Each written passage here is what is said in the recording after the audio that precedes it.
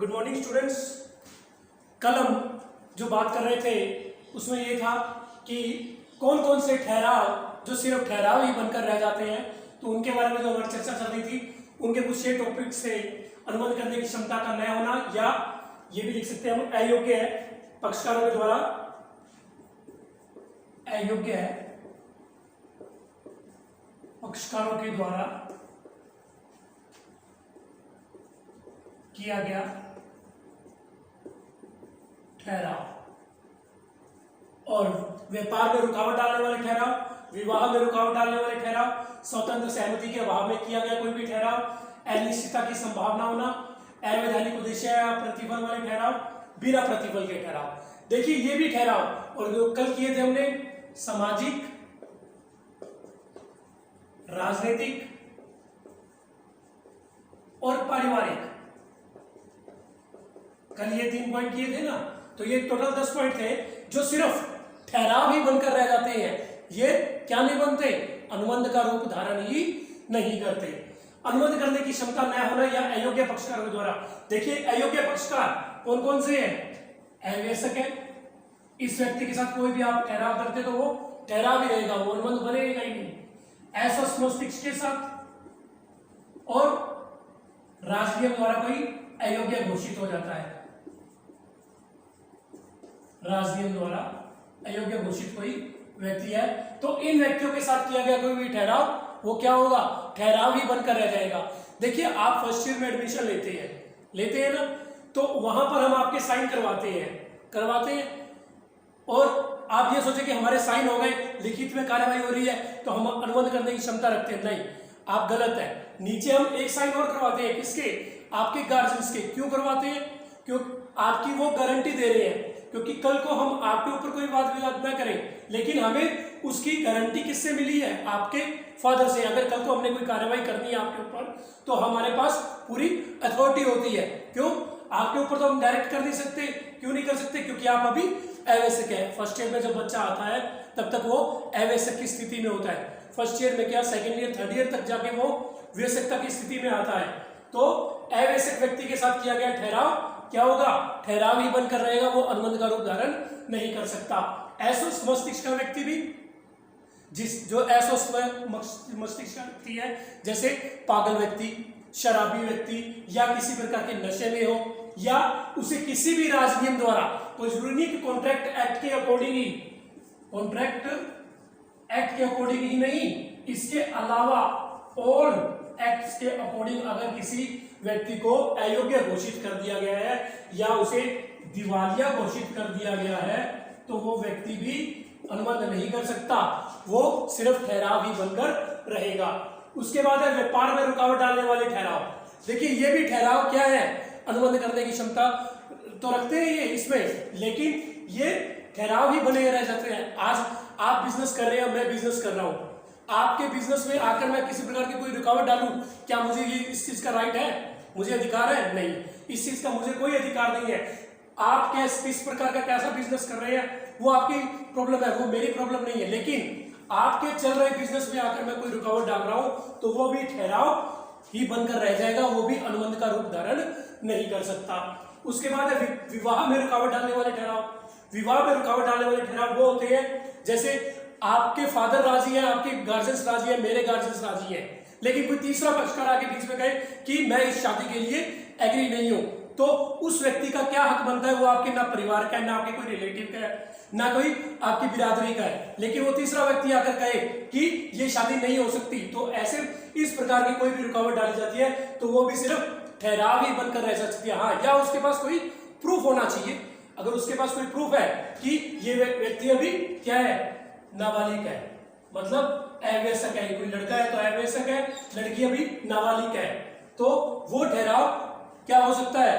पूरा हो सकता है। लेकिन अगर उसके पास कोई प्रूफ नहीं है, लेकिन चाहे आप नाबालिग का भी कर रहे हो, बाल विवाह प्रथा हालांकि वैसे तो रोक है, लेकिन अगर फिर भी वो तरीके से कर रहे हो तो उसमें गार्जियंस दोनों एग्री होने चाहिए, और या कोर्ट के थ्रू कर रहे हो तो भी, अगर कई बार कंडीशन ऐसी भी होती है कि कोर्ट के थ्रू आप कोई शादी करने जा रहे हैं, ठीक है, आपके गार्जियंस भी एग्री नहीं है, हमारे गार्जियंस भी एग्री नहीं है, लेकिन आप दोनों बालिग हैं तो आप वो विवाह कर सकते हैं और कोई तीसरा व्यक्ति उसमें आकर रुकावट डाल रहा है, यहाँ तक कि आपके गार्जियंस भी रुकावट डाल रहे हैं, तो वो भी ठहराव ही बनकर रहेगा।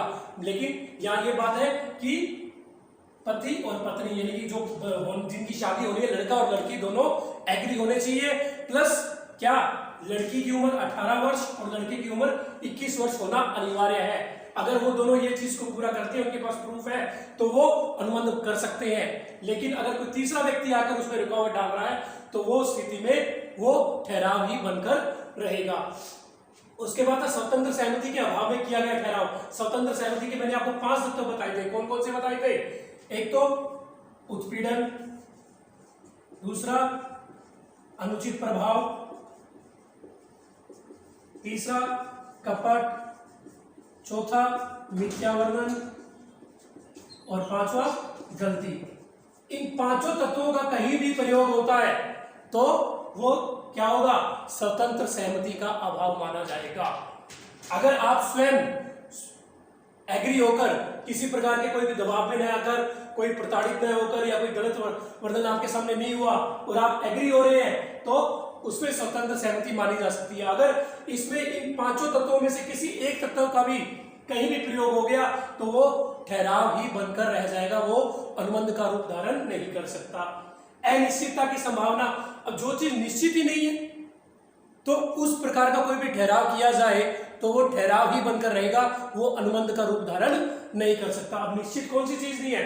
बहुत सी ऐसी चीजें हैं जो निश्चित नहीं है। अभी थोड़ी देर बाद बारिश आएगी, निश्चित है? नहीं निश्चित। अभी या आप जैसे कोई किसी चीज को, किसी व्यक्ति को क्या कहते हैं, फेमस करने के लिए या अपने आप को, खुद को बहुत ज्यादा फेमस करने के लिए आप ये कहते हैं कि मैं चांद तारे तोड़कर ले आऊंगा, क्या ये चीज पॉसिबल है? नहीं पॉसिबल। तो निश्चितता होना अति आवश्यक है।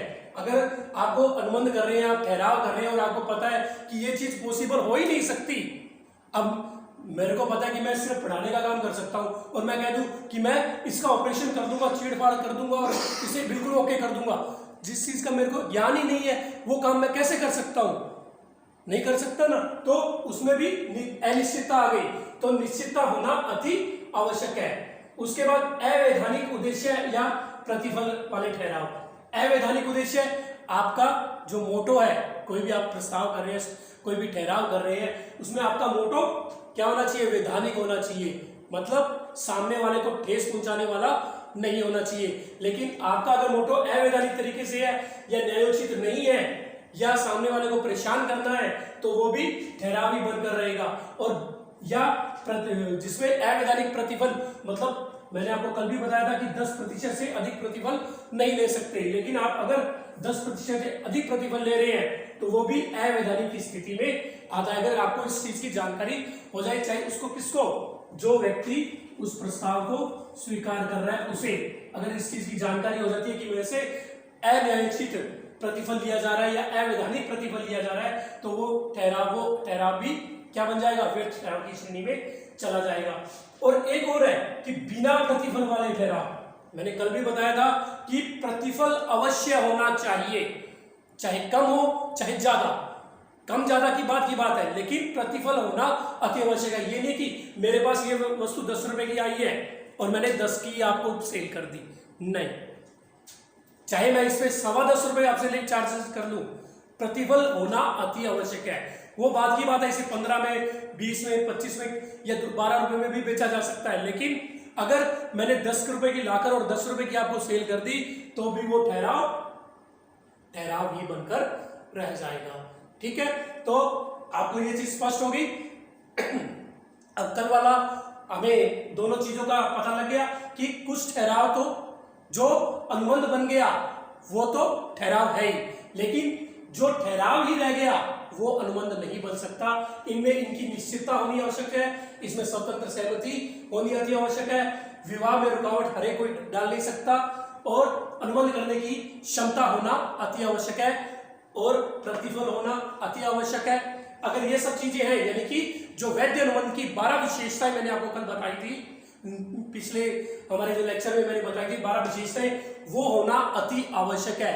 अगर ये सब चीजें हैं तो वो सिर्फ ठहराव ही बनकर रह जाएंगी, और खासकर सामाजिक, राजनीतिक और पारिवारिक ठहराव सिर्फ ठहराव ही बनकर रहते हैं, ये क्या नहीं होते? अनुबंध का रूप धारण नहीं करते। कोई रियल केस में कोई 1% अनुबंध ही ठहराव ही अनुबंध का रूप धारण करते हैं। इसलिए इस कथन से स्पष्ट होता है कि समस्त ठहराव अनुबंध नहीं होते, किंतु समस्त अनुबंध ठहराव होते हैं। Okay, thank you.